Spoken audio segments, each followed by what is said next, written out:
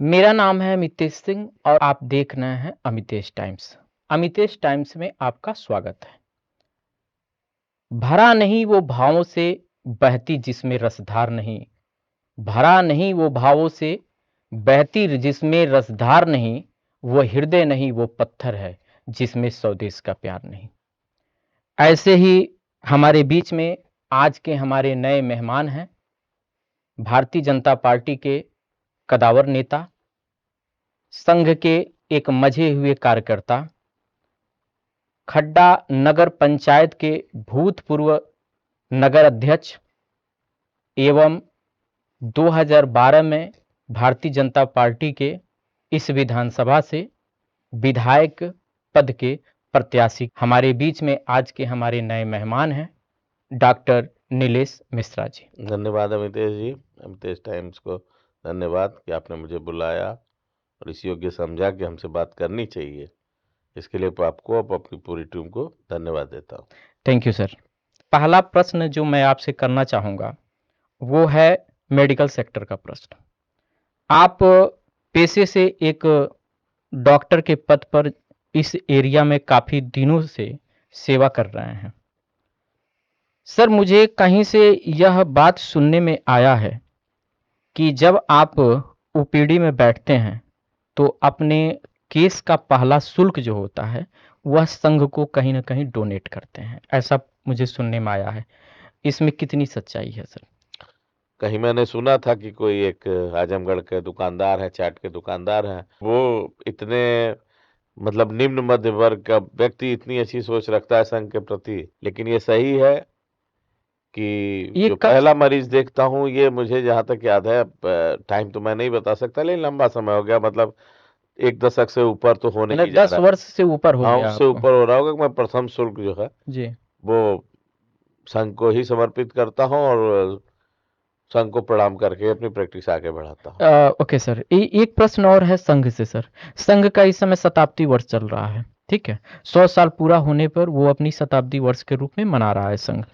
इसके बारे में कुछ डिटेल में जानकारी हमारे दर्शकों को अगर बता सकें तो बताएं आप। और 27 सितंबर 1925 से हम्म। और 27 सितंबर 2025 तक हम पहुंचे। हम्म। और इन 100 वर्षों में संघ हर उस जगह पहुंचा जहां कोई नहीं पहुंचा, जी। चाहे वनवासी कल्याण आश्रम हो, हम्म। चाहे सुदूरवर्ती कोई आपदा आती हो। हम्म। हम्म। हमेशा 112 नंबर आप डायल करते हैं, उसको आने में समय लगता है, हम्म। लेकिन अगर कोई कार्यकर्ता आपके गांव में रहता है, कोई आपदा पड़ती, तो सबसे पहले स्वयंसेवक है हम्म। तो सबसे पहले वो वहां दिखाई देगा। ओके। संघ का मानना है कि सिंधु मतलब सिंधु से लेके हम्म। और हिमालय तक हम्म। जो भी निवासी हैं, हम्म। कश्मीर से लेके कन्याकुमारी तक हम्म। और गुजरात के कच्छ से लेके असम तक, हम्म। ये जो भारत क्षेत्र में रहने वाले हम्म। जिनके अंदर राष्ट्रवाद की भावना है, जी। वो सभी हिंदू। एक प्रश्न और आपसे सर। 2006 से लेके 2012 तक आप नगर पंचायत खड्डा के चेयरमैन रहे और आपने अपना 5 वर्षों का कार्यकाल अच्छे तरीके से पूरा किया। 2011। हाँ, हाँ, हाँ। तो उस दौरान कोई ऐसी 3 उपलब्धियां मैं जानने के लिए चाहूंगा कि हमारे दर्शकों को आप बताएं कि जो एक अलग ही अनुभूति रही उन 3 उपलब्धियों का, जो पिछले 5 वर्षों में, उसके पिछले 5 वर्षों में और आज के वर्तमान कार्यकाल में उस तरह की 3 उपलब्धियां कोई पूरा नहीं कर सका। ऐसा 3 उपलब्धि आप गिनाना चाहेंगे अपने कार्यकाल के? चिकित्सक परिवार से था, पहला फोकस तो मेरी सफाई पे होना ही होना था। ओके। 3 उपलब्धियां। और तो सफाई पे मुझे जो संतोष लगता है जी। कि पहली बार मैंने लोगों को परिचय करा कि नालियों में भी दवा पड़ता है। अच्छा, ये पहली बार हुआ? हाँ, अच्छा। नालियों में न्यूआन जैसे छिड़काव होते थे, लार्वा वगैरह, चूंकि इंसेफ्लाइटिस का दौर था। जी। और मेरे पूरे कार्यकाल में इंसेफ्लाइटिस से कोई मरीज नहीं मरा, जबकि ओके। उसमें पूरा पूर्वांचल इंसेफ्लाइटिस से करा रहा था। ओके। दूसरा था मेरा विजन की कुटुंब रजिस्टर की कोई शक्ल सूरत खड्डा नगर पंचायत में नहीं थी। जी। हम लोग ऑफिस वर्कर की तरह काम किए हम्म। और सारे परिवारों का एक यूनिक कोड मैंने निर्धारित किया। अच्छा। जैसे KHN हम्म। शिवाजी नगर है, SH हम्म। 009, राम प्रसाद बल्द, हम्म हरि प्रसाद, हम्म इनके परिवार के, तो कंप्यूटर पे डालते एक सॉफ्टवेयर डेवलप कराया जो बाद में नकल हुआ और नगर विकास में उसकी सराहना हुई। और हमारे साथ ही निचरौल, पडरौना, तमाम जगह वही सॉफ्टवेयर लगा। वो सॉफ्टवेयर मैंने ही डेवलप कराया कि परिवार का कोड डालने के बाद स्क्रीन पे पूरे परिवार का एक रिकॉर्ड जलकर ब्यौरा आ जाता था। यानी ये एक यूनिकोड, जब यूनिक आधार का कोड नहीं हुआ करता था, जी, उस समय मैंने खड्डा में यूनिकोड लागू कराया। ये 2 उपलब्धि हाँ, आपकी बड़ी दो उपलब्धि। उपलब्धि। तीसरी उपलब्धि मेरी थी कि मैंने पेयजल पे ध्यान दिया। ओके। और पहली बार जब लोग आरओ से परिचित नहीं थे, फिर ये बात 2006 के हाँ 2002 से 6 से और 11 के में बीच आरओ वगैरह बहुत आरओ वगैरह का कोई नाम भी नहीं जानता जी था। जी उस समय मैंने सभी स्कूलों में, सार्वजनिक जगहों पर जी, शुद्ध पेयजल का आरओ सिस्टम लगवाया। एक तरह से शुरुआत आपने किया इसका। हाँ, वर्तमान में जो इस समय नगर अध्यक्ष का काम है, जो वर्तमान में है हमारे नगर अध्यक्ष, जो उनका कार्यकाल है, जो काम हो रहा है, वो आपकी नज़र में कैसा चल रहा है? देखिए सबका काम करने का अपना विजन होता जी, है, ठीक। जी, आपने ब्रिंजल कलर का कोट पहना हुआ है, जी, मैंने स्लेटी कलर का पहना जी, है। सबका काम करने का अपना नजरिया होता है। ओके। लेकिन मैं ये कह सकता हूं कि मेरे कार्यकाल के बाद हुँ, सफाई पे फोकस पिछले मतलब 1-2 कार्यकाल मैं किसी को बदनाम नहीं करना चाहता, हुँ, हुँ, कम था, लेकिन उसके पहले वाले कार्यकाल में फोकस ठीक था। हुँ, हुँ, और वर्तमान जो कमेटी है हुँ, वो अपना मैक्सिमम दे रही है। हुँ, और पहली बार सफाई कर्मी या कूड़ा लेने वाले हुँ, डोर टू डोर जाते दिख रहे हैं। हुँ। और मुझे लग रहा है कि मेरी विरासत वर्तमान कमेटी अच्छा संभाल रही है। काम अच्छा है, हाँ, मानते मैं हैं? संतुष्ट हूँ। मानते हैं? मेरा विरासत बेहतर संभाला जा रहा है। जी मैं सर। ये कह सकता हूँ कि जी, बीजेपी के चेयरमैन है और मुझे लगता है कि मैं अपने उत्तराधिकारी से संतुष्ट हूँ। ओके। आगे की 2012 में भाजपा ने इस विधानसभा से आपको विधायक पद के लिए प्रत्याशित घोषित किया था और उस समय आप चुनाव हार गए थे और सूचनाओं के माध्यम से ये पता चलता है कि उस समय चौथे स्थान पर या 5वें स्थान पर बीजेपी थी। इतनी बड़ी हार या इतना कम वोट परसेंटेज पाने का कारण क्या था 2012 में? देखिए जहाँ तक 2012 था, मैं ये कह सकता हूँ जी। कि संगठन ने तमाम लोगों से, कोई लीडरशिप बीजेपी की थी नहीं हुँ। सामान्य वर्ग में या बैकवर्ड वर्ग में, चूंकि पहली बार विधानसभा सामान्य हुआ था। जी, जी। और चेयरमैन के नाते बीजेपी का नेता मैं ही था। जी। इस विधानसभा में मैं ही जी। दौड़ भाग करता था, कार्यक्रम करता था। पार्टी ने मुझ पे विश्वास जताया। जी। और मैं ये भी कह सकता हूँ कि उस समय भी वो दौड़ भाग नहीं थी टिकट के लिए, न वो दौड़ था। जी। आज तो एक अनार 100 बीमार दौड़ रहे हैं। और उस समय 2-4-5 लोग अच्छा, मान अच्छा, जरूर रहे। ये आप मानते हैं कि एक अनार और 100 बीमार दौड़ रहे हैं हाँ, इस दौड़ रहे समय? हैं, ये मैं उस मानता हूँ। 2012 में ये नहीं था। नहीं था। जी। तो मतलब थे लोग मांगने वाले, टिकट थे, 1 हाँ, दर्जन लेकिन से इतनी ऊपर बड़ी रेस कैंडिडेट थे, नहीं थी। लेकिन इतनी बड़ी संख्या नहीं थी। जी। और पिछले विधायक भी बीजेपी से थे, लेकिन दूसरे क्षेत्र से थे। जी। कुछ उनका विरोध तो था, बहुत ज्यादा विरोध था अच्छा, शंभू चौधरी जी से। आपके प्रति? हाँ, नहीं, जैसे 2007 से जो हमारे पहले बीजेपी के विधायक हुए ना, मेरे चेयरमैन ही का हाँ, शंभू हाँ, हाँ। चौधरी जी, हाँ, हाँ। तो वो कप्तानगंज के थे, पूरा टाइम दे नहीं पाते थे। हुँ। तो एक बीजेपी के प्रति साइकोलॉजी लोगों की पहले ही खराब थी, उनको लेके? उनको लेके जी। वो खामियाजा मेरे ऊपर उतरा। ओके। दूसरा, पहली बार विधानसभा सामान्य हुई, हुँ, तो बीजेपी का वोटर कौन है? ब्राह्मण। हुँ। यहाँ से? हाँ, बीजेपी का वोटर कौन है? बनिया। हुँ, बीजेपी का वोटर कौन है? चौहान। हुँ, बीजेपी का वोटर कौन है? कुशवाहा। हुँ, बीजेपी का वोटर कौन है? राजभर। तो सबको लगा कि हम अपनी अपनी जाति का प्रत्याशी लड़ा लें। तो ब्राह्मण में विजय दुबे जी लड़ गए। हुँ। बनिया में भगवान दयाल गुप्ता जी पीस पार्टी वि से लड़ गए, विजय दुबे जी उस समय किस पार्टी से कांग्रेस लड़ते पार्टी हैं? से थे। अच्छा, कांग्रेस पार्टी से। जी। और ये आपके भगवान दयाल गुप्ता जी लड़ गए आपके बनिया वर्ग से। जी। राजभर से ताहिलारी जी लड़ गए, जी। राजभर पार्टी से। जी।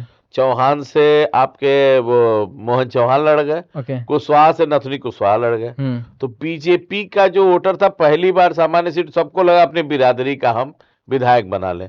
तो बीजेपी का एक वोट तो वो डिस्टर्ब हो गया। हुँ, दूसरे, बीजेपी का बूथ लेवल पे कोई बहुत मजबूती नहीं रह गई थी और प्रदेश में माहौल भी नहीं था। हुँ, हुँ, न कोई हिंदुत्व का ज्वार था, न कोई सरकार के अगेंस्ट कुछ ऐसा माहौल था। हुँ, उस परिस्थिति में दुबे जी लोकसभा बीजेपी से हारे थे, एक सहानुभूति थी, और मैं अभी नया था, और दुबे जी 2009 में बीजेपी से लोकसभा हारे थे, और 2009 में लड़ने के नाते बीजेपी के कार्यकर्ताओं से भी उनके संबंध बहुत बुरे नहीं थे। तो बीजेपी के भी मैं मानता हूं कि बीजेपी के भी कुछ वोटर, और बीजेपी के कोर वोटर तो छितरा ही गए थे। और मैं ये भी मानता हूं कि मैं अभी उस फील्ड में उतरा नहीं था, तो मैं पहली बार उस ग्राउंड में बॉलिंग बैटिंग करने गया था जी। तो इस वजह से मुझे चौथे स्थान पे आना पड़ा। 2006 से लेकर 2011 तक आप अध्यक्ष रहे हाँ, खड्डा नगर पंचायत के रूप में। 2012 में आपको टिकट मिलता है इस विधानसभा से, चुनाव हार जाते हैं।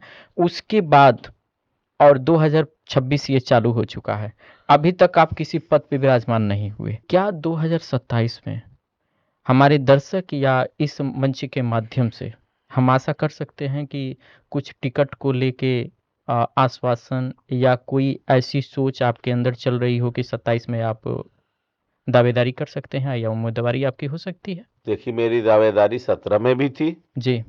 मेरी दावेदारी 2022 में भी थी। ओके। 17 में कुछ राजनीतिक परिस्थितियां, और मैं ये बात दावे के साथ, मैं चूंकि अंदर बाहर दो तरह की बात नहीं कर सकता। जी जी। 17 में मैं इस बात से जरूर असहज हुआ कि किस कारण से जटाशंकर जी को टिकट दिया गया, मुझे छोड़ के, स्थानीय लोगों को छोड़ के, वो मेरे समझ में आज तक नहीं आया। ओके। किन परिस्थितियों में दिया गया जी और फिर भी मैं रिवोल्ट नहीं किया। जी। आज एक भी फेसबुक पोस्ट कोई संगठन के खिलाफ या कहीं या कोई मेरा वक्तव्य नहीं दिखा सकता, कोई जी विरोध प्रदर्शन। जी जी। 2022 में विवेकानंद पांडे जी को समझौते के अंतर्गत बहुत टेबल टॉक तो नहीं हुआ, लेकिन एक माहौल बना जिसमें मैंने बहुत रेस नहीं लगाया। विवेकानंद जी को टिकट मिला, मैं 4.5 घंटे में लखनऊ से दौड़ के आया अपने छोटे भाई का पर्चा दाखिला करा। 2022 में आप टिकट मांगे थे? हाँ, मांगे थे क्या, हम लखनऊ तक गए थे। और एक आपको आज मैं, अब सारी बातें ओपन हो रही तो आज खुल ही जाए, जी। मेरा बायोडाटा तक अखबार में भेजने के लिए मांग लिया गया था। पर्चा दाखिले के तरीके के लिए भी मैसेज आने संगठन से शुरू हो गए थे। ओके। और मैं तो मान के चलिए कि लखनऊ सिंबल लेने ही गया था। ये आपकी बात जो है 27 में काफी आग लगा सकती है, क्योंकि 27 अब जो नजदीक। सही है, जो सच देखता हूँ कहने का आदी हूँ, इस शहर जी, का जी। सबसे बड़ा फसादी। हम लोग मीडिया हैं, हाँ। देखिए हमें आपका आंसर निकलवाना है, चाहे जैसे हो, जो आप सच जैसे है वो निकलवा, सच है। मैं तो खुली किताब हूँ। हाँ जी मैं गया था और नहीं मिला, तो मैं 4.5 घंटे में भाग के, कहीं ये मैसेज न चला जाए जी। कि नीलेश जी नाराज है। क्योंकि देखिए, नाराज होना, ये मैसेज जाना गलत होता है चुनाव के समय में। ओके। हम 4 साल 4.5 साल संगठन के साथ भाजपा का नेता बन के पार्टी में बड़ा झंडा लगा के घूमते हैं, और हम भाजपा के भाई, एक विधानसभा में एक ही को टिकट मिलेगा। अगर वास्तव में हम कार्यकर्ता है, झंडा लगा के घूमते हैं, भाजपा की वजह से हमारी पहचान है, मुझे भाजपा नेता या कार्यकर्ता के रूप में जाना पहचाना जाता है। चुनाव में कौन सा वायरस हमको पकड़ लेता है कि एक दिन में हम संगठन खिलाफ हो जाते हैं, फिर चुनाव बीतेगा, फिर हम झंडा लगा के घूमेंगे। असली लड़ाई तो युद्ध के समय सैनिक की परीक्षा ली जाती है। और मैं ये दावे के साथ कह सकता हूं कि मैं भारतीय जनता पार्टी का सैनिक हूं। जब युद्ध आएगा, अपने सारे दर्दों को समेट कर मैं भारतीय जनता पार्टी के लिए लड़ूंगा। टिकट देना नहीं देना है संगठन का काम है। 27 में मैं टिकट मांगूंगा, 27 में भी अपने संगठन के लोगों से कहूंगा कि अगर मेरे अंदर कोई योग्यता क्षमता आप देखते हैं, टिकट दीजिए। लेकिन मेरी प्राथमिकता भाजपा को जिताना है। नीलेश मिश्रा व्यक्तिनिष्ठ नहीं हूं, मैं तत्वनिष्ठ हूं जी। वर्तमान विधायक श्री विवेकानंद पांडे जी का कार्य कैसा है सर आपका, आपके हिसाब से? विवेकानंद पांडे सहज हैं, अपना काम कर रहे हैं। और ये मैं, अब आप हमसे पूछ रहे हैं, मुझे तो जो भी कमल के दाएं बाएं दिखेगा, मुझे तो अच्छा ही दिखना है। मेरा चश्मा कमलमय है तो मुझे अपने विधायक की बुराई तो कभी दिखेगी ही नहीं। तो आप ये उनसे पूछे जिनका चश्मा साइकिल वाला है, हाथी वाला है, पंजा वाला है। एक कमल वाले से आप कमल वाले बारे में पूछेंगे तो कभी हमारा चश्मा, हमारा विजन ही उसके प्रति पॉजिटिव है, तो उसकी बुराई भी हमको अच्छी लगेगी, उसकी अच्छाई तो अच्छी लगेगी। तो विवेकानंद पांडे जी अगर अच्छे हैं, हाँ, तो 27 में उन्हीं को रहने दिया जाए। हमको कोई बुराई नहीं है जी, मुझे कोई दिक्कत नहीं। अगर संगठन को लगता है, जनता को लगता है, कार्यकर्ताओं को लगता है कि विवेकानंद पांडे अच्छे हैं, तो संगठन पे विचार कर सकता है। लेकिन मैं एक बात जरूर कहूंगा जी, आपके इस पॉडकास्ट पे जी, कि थोड़ा सा दर्द होता है मुझे। किस बात का सर? इस बात का बहुत दर्द होता है कि ये जनसंघ की सीट है। ओके। और यहाँ भुलई भाई जैसे दिव्य पुरुष, जिन्होंने अभी पद्मश्री, उनको मरणोपरांत दिया गया है, जी, उन्होंने यहाँ पे जनसंघ का दीपक जलाया। जी, और जनसंघ के इतने बड़े गढ़ को नेतृत्व ने निषाद पार्टी में दिया, वो हम लोग के लिए बहुत अच्छा नहीं लगा, क्योंकि ये भुलई भाई की सीट है जी इतने दिव्य पुरुष की सीट है जी और जब कहीं जनसंघ का दीपक नहीं जलता था तो खड्डा जनसंघ का गढ़ माना जाता था। जी तो मुझे नहीं लगता कि यहाँ किसी अन्य दल के सहारे की जरूरत है। भाजपा में आज भी जनसंघ भाजपा की जड़ें बहुत मजबूत रहे और मैं सार्वजनिक फोरम में ये बात मुझे नहीं कहनी चाहिए, मैं मानता हूँ, जी लेकिन दिल की बात है, निकलेगी और निकलेगी तो दूर तलक दूर जाएगी, तलक जाए तो जहां जाना हो जाए। लेकिन सत्यता यही है कि मैं यही चाहूंगा जी यहाँ जब भी लड़े भारतीय जनता पार्टी मतलब खड्डा सिंबल विधानसभा लड़े। को आप सिर्फ भारतीय जनता पार्टी के रूप में ही देखना चाहते हैं कि यहाँ से हमारे ही बीच का कोई कार्यकर्ता विधायक हो। अगर 2027 में आपको यहाँ से भारतीय जनता पार्टी के रूप में प्रत्याशी घोषित किया जाता है तो आपका विजन क्या होगा? कुछ ऐसे काम आप करना चाहेंगे जो आज तक कोई विधायक ने नो किया हो? कुछ नया, कुछ ऐसा मैसेज आप हमारे दर्शकों को देना चाहेंगे जो आपके द्वारा 27 में किया जाने वाला हो? से आज भी हमारे क्षेत्र में महिला चिकित्सा के लिए दूर जाना पड़ता है। ओके बाल रोग विशेषज्ञ कोई है नहीं, जी जबकि अब पहले से बेहतर दवाएं मिल रही हैं। जी सीएचसी हमेशा 24 घंटे इमरजेंसी टेकअप कर रही है, जी डॉक्टर भी उपलब्ध है, सब कुछ उपलब्ध, विशेषज्ञ चिकित्सकों को उपलब्ध कराना। जी दूसरा चीज, केला उत्पादक आज भी दलालों के पीछे दौड़ रहा है। जी केले का विपणन, हल्दी में अपना क्षेत्र अच्छा डेवलप कर सकता है। केले के रेशे से उद्योग तमाम जूट बनाए जाते हैं, तमाम बैग बनते हैं, तमाम चीजें बनाई जाती हैं। केले के मंडी को लेकर आपका क्या राय है? केले के मंडी को लेकर हमको यहाँ मंडी होनी चाहिए, होनी यहाँ चाहिए विपणन की व्यवस्था होनी चाहिए। जी और जो भी हमारे मतलब गन्ना तो हमारा मेन क्रॉप है ही है, जी जी लेकिन गन्ने की तरह अपना क्षेत्र आलू, केला, हल्दी, इन सब चीज के लिए बहुत फर्टाइल एरिया है। मूंगफली भी, मिसरौली, ये जो बलुआ वाले इलाके हैं, या रेता क्षेत्र में सोयाबीन की भी खेती होती है। तो जो स्थानीय किसानों को स्थानीय विपणन की अच्छी सुविधा है, यहीं बैठे बैठे मंडी रहे, वो बेच लें, दलालों के चक्कर न पड़े। कई केला ले जाते हैं सब बाहर से, पैसा ही मैं सुनता हूँ नहीं लेते, या पंचायत होता है। तो केले के विपणन की व्यवस्था करना, बेहतर चिकित्सा की व्यवस्था करना, और सरकार तो सड़क पुल गांव गांव पहुंचाई दी है। हमारी जिम्मेदारी क्या है, यहाँ के यूथ के लिए स्पोर्ट्स के अच्छे अवसर और टेक्निकल और स्किल वाले एजुकेशन के अवसर। वर्तमान में भारतीय जनता पार्टी की सरकार है उत्तर प्रदेश में और विधायक भी यहाँ से कहीं ना कहीं उनके ही सहयोगी दल का यहाँ पे सीट है जो कि विधायक भी हैं। ये काम वो भी तो करा सकते हैं सर। मैंने कहा ना, सबका अपना अपना विजन और प्रयास कर रहे होंगे जी। ये प्रयास हम यह प्रयास अगर 27 में अगर आप आते हैं तो ये प्रयास हम मान सकते हैं कि हम लोगों को मिलेगा, क्योंकि मैं भी एक युवा हूँ। ये जो दर्शक सुन रहे हैं इसमें कोई किसान है, कोई युवा है, कोई माँ है, कोई बहनें हैं, कोई ऐसे लोग भी हैं जिनको हर लोगों को इस चीज़ से लाभ होने वाला है। तो क्या मैं मान सकता हूँ कि अगर आपकी उम्मीदवारी होती है, आप चुनाव जीतते हैं, तो ये संभव हो सकता है?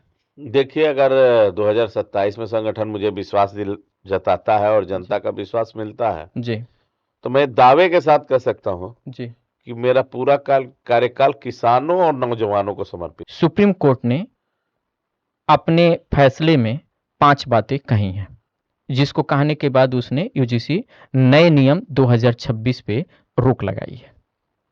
यूजीसी के नए नियमों पर रोक लगा है, पहली बात। दूसरी कि 2012 के नियम ही अभी चलेंगे, दूसरा उसने कहा है। तीसरा, सुप्रीम कोर्ट ने कहा है कि यूजीसी का नया नियम अस्पष्ट है, उसने साफ शब्दों में कहा है। चौथा, उसने कहा है कि नियमों का दुरुपयोग हो सकता है। और पांचवा, उसने कहा है कि केंद्र सरकार को नोटिस और जवाब, यानी पहला उसने नोटिस दिया है और दूसरा केंद्र सरकार से उसने जवाब मांगा है। तो जब अस्पष्ट है तो यह चीज तो बीजेपी को भी पहले पता हो जाना चाहिए, क्योंकि इतने कदावर लोग उसमें हैं। और दूसरा, इसका दुरुपयोग हो सकता है। अगर सर्वोच्च न्यायालय को लग रहा है कि इसका दुरुपयोग हो सकता है तो कमेटी जो गठन हुई, जो सारे नियमों को बनाया गया, बाद में इसे एक बार देखा भी गया होगा लागू करने से पहले, तो क्या यह अस्पष्ट नियमों का दुरुपयोग भारतीय जनता पार्टी के या उस कमेटी के कदावर शीर्ष नेतृत्व को पता नहीं चला सर? मैं ये कह सकता हूं कि जो नया कानून था, हम्म मैं स्पष्ट रूप से कह सकता हूं और बिना किसी गुरेज के कह सकता हूं, हम्म उसमें कुछ क्लॉज ऐसे थे हम्म जो भविष्य में हम्म आपस में विद्वेष बढ़ाते और हम्म उसके दुरुपयोग की संभावनाएं थी। हम्म क्योंकि पूरा तो मैंने उसको मतलब ब्रीफ किया नहीं, अभी तक पढ़ नहीं पाया कि सुप्रीम कोर्ट ने किन किन क्लाजों पे क्या कहा है। इस पे देख लीजिएगा सर, क्योंकि लेकिन 5 जब चीजें भी जो मैं यूजीसी के बारे में अभी तक पढ़ा, जी उसमें कुछ ऐसे क्लास थे जो वास्तव में, हाँ, ये जरूर है कि तो उस वर्ग को एक आवरण की जरूरत तो है, जी जिनका मतलब शोषण होने के चांसेस रहते जी हैं, जी लेकिन उनको आवरण देने के चक्कर में एक दूसरे वर्ग को कष्ट पहुंचाया जाए या पहले ही घोषित कर दिया जाए कि इस वर्ग के सारे लोग ऐसे ही होते हैं, तो ये अच्छी बात नहीं है। और मैं यूजीसी व्यक्तिगत एज ए नीलेश मिश्रा, जी मैं चाहता हूं कि हमारी सरकार इसमें 2 कदम आगे बढ़े। जी धर्मेंद्र प्रधान जी का बयान भी आया है, हम देख रहे हैं और इसको पूरा सुधार किया जाएगा। शिक्षा मंत्री हम्म, श्री धर्मेंद्र प्रधान जी का नाम अभी आपने लिया है। उन्होंने स्पष्ट कहा था कि इससे किसी को नुकसान नहीं होने वाला है, ठीक है, लेकिन यह मौखिक तौर पे उन्होंने कहा था, लिखित उन्होंने नहीं दिया था।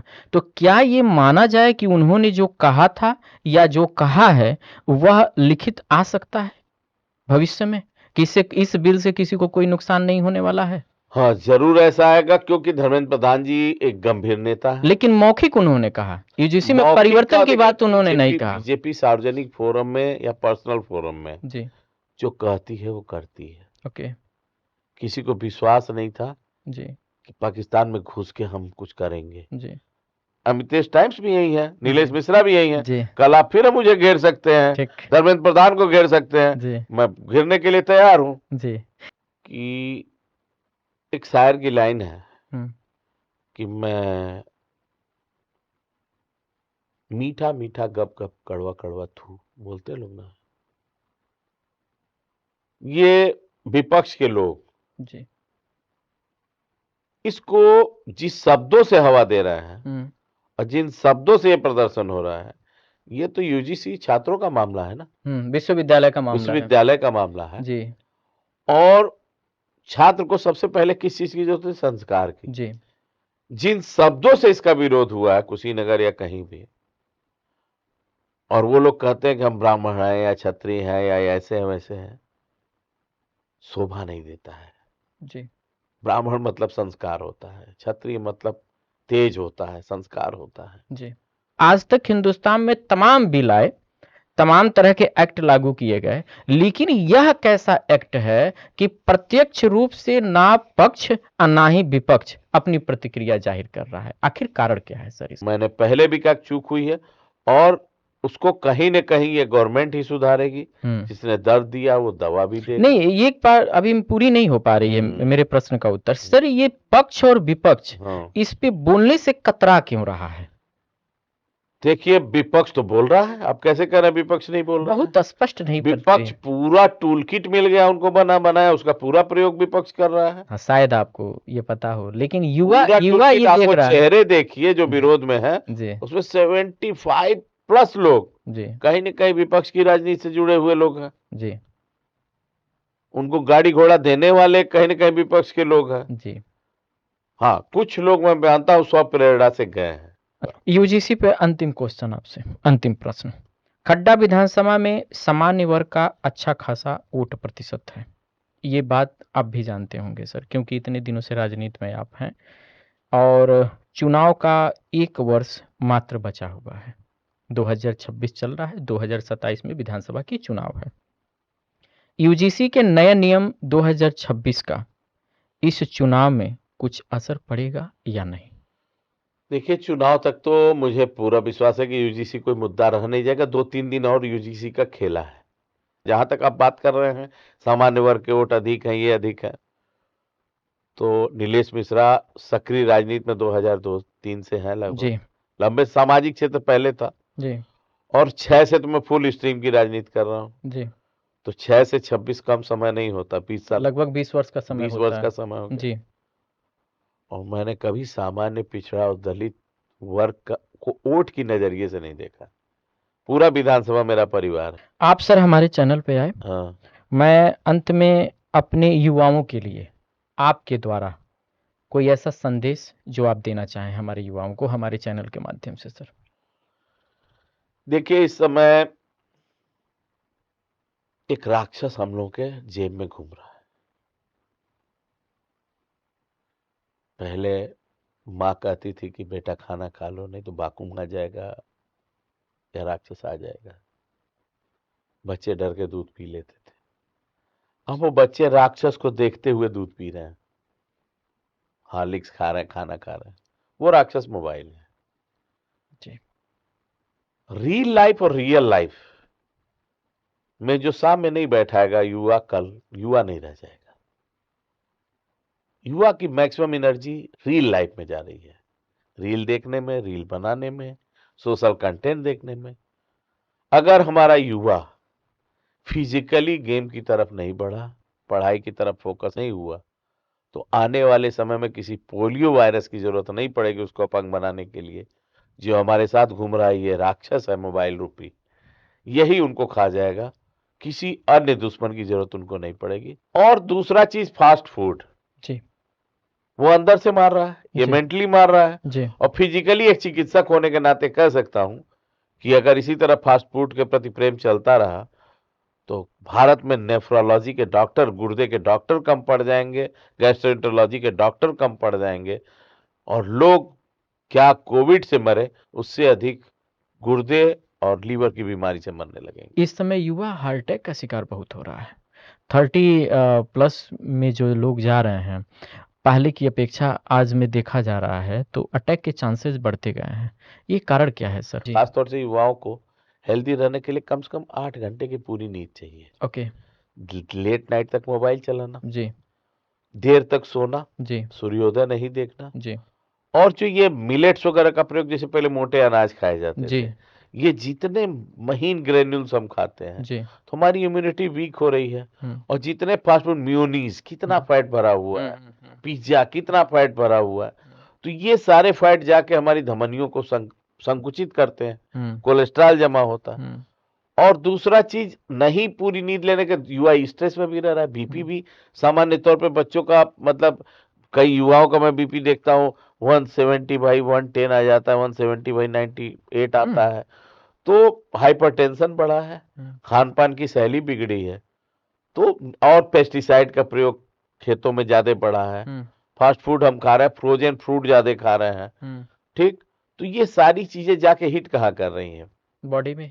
नगर पंचायत के कूड़ेदान से बुरा हमने अपने शरीर को बना रखा है। सारा कचरा, चाहे वो मेंटल हो और चाहे फिजिकल हो, चाहे ओरल हो, वो सब हम बिटोर रहे हैं। उसके बाद हम कह रहे हैं कि हार्ट अटैक हो रहा है। तो युवाओं को अपनी डाइट प्लान रखे, समय प्रबंधन। कहता है मुझे पत्थर मुझे चाहने वाला, मैं मोम हूं उसने मुझे छूकर नहीं देखा। तो कम से कम थोड़ा सा इंतजार तो करिए। और आप सभी स्वस्थ रहें। जो बातें मैंने कहा, और खास तौर से अपने युवा पीढ़ी से जरूर कहूंगा कि समय का प्रबंधन रखिए। ये मोबाइल आपकी प्रगति के लिए, आपकी औन्नति के लिए नहीं है। और जो फास्ट फूड है, हम विदेशी कल्चर का, वो ठंडा देश है। अमेरिका में ये सब चीजें चल सकती हैं, चाइना में लाल मिर्चे की जरूरत है, जापान में लाल मिर्चे की जरूरत है। हमारा जो अपना खान शैली, अपनी भारत की मसाला शैली है, वो सब औषधियां हैं, उनका प्रयोग करिए, आप निश्चित रूप से स्वस्थ रहेंगे। और मैं अमितेश टाइम से एक बार जरूर कहूंगा कि आप युवाओं को लेके ज्यादा जी। विजन रखते हैं, आप युवाओं के बारे में ज्यादा सवाल पूछे, जी। और आपके अंदर वो नस्तर है जिससे आप अंदर ओपन हार्ट सर्जरी आज मेरी आपने कर दी बिना सर्जन की डिग्री लिए। जी। तो इसके लिए धन्यवाद। और आपने सही मुद्दों को उठाया, और मैं स्पष्ट कहूं कि मैंने सारी बातों को खुल के कहा। फिर मिलेंगे अपने जनता के साथ भी, आपके साथ भी। धन्यवाद। मैं फिर नए मेहमान के साथ आप लोगों के बीच में हाजिर रहूंगा। तब तक के लिए नमस्कार, धन्यवाद।